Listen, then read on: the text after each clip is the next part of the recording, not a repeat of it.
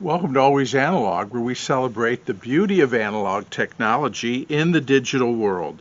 Today we're going to look at a typewriter because this is one that I just picked up in my travels at a thrift shop in northern Michigan. And I thought, okay, let's see what kind of shape this is in. So first of all, those of you who are typewriter folks will probably recognize the case, and it is a Underwood Olivetti and a portable, and there it is. How's that? So I've got my trusty camera person here with me today, and my sister, and she's helping me do this so I can have two hands free to show the typewriter. Can you get in and see that there is something right here, a little plaque, and it says, "Case and typewriter made in Olivetti plant, Barcelona, Spain." And this paper was in the case, and I'm going to take the typewriter out of the case. These are sort of largish, heavyish portables.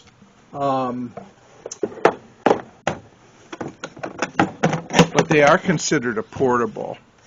So there it is. This is an Olivetti Underwood 21. And we will start, let's start back here.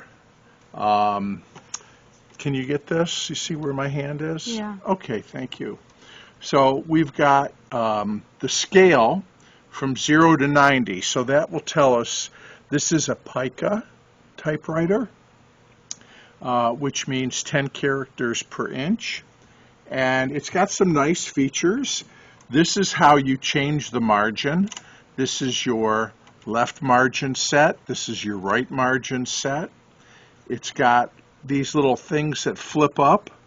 These are paper supports. Once you put the paper in, here's your paper guide right here. Then check this out. This is the return arm. In order to get it in the case and close it, you have to have this fully collapsed, but you flip it over, and there you have your return arm. This is your selector in terms of how many spaces it advances when you do the return arm. It's got 4, 3, 2, 1, 0. Here on the side, there's a little latch right here. See where my finger is? Yeah. That locks the carriage in place for putting it in the case. But when we want to type, we press that down, and now the carriage is released. And so now we can, hear that bell action? Now we can put that in there. Here's the paper bail and the paper rollers here. It's got a little bit of correcto type dust in it where someone was using the little sheets that correct. We can open the top here and see the inside of the typewriter. So it is a basket shift. Here is the ribbon spools. You can see how the ribbon feeds through. Very easily accessible for maintenance and cleaning, although it's going to need a good cleaning. Here's the underside of the top cover. Snaps in. Let's look at the keyboard. So you've got your color selector here. Now it has a solid black ribbon in it at the moment, but blue, white, red. Blue is for black. Not intuitive, I know. White is for stencil use, where it doesn't actually put an imprint on the page. And red is for red. because if you had a bicolor ribbon that was half black and half red, you could switch off the colors here. Here's your shift keys. Here's your shift lock. I believe this is your margin release. Let's see. I'm not sure. This is your backspace. I gotta check and see what this is. This may be the tab. This may be the tab and the tab set. I may have it wrong, folks, and I'm sorry.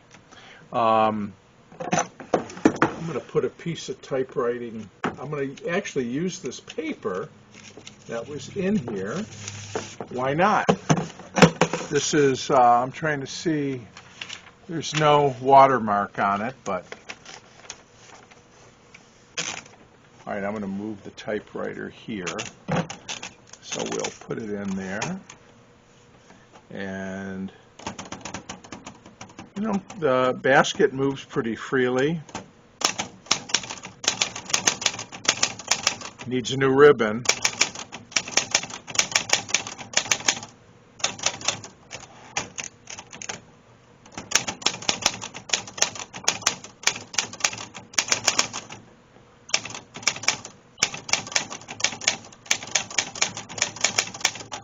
But I would say overall, I don't know, it's pretty faint.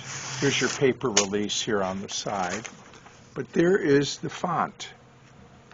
Very standard, but on the faint side. Needs a new ribbon. But, you know, a nice, again, a big portable.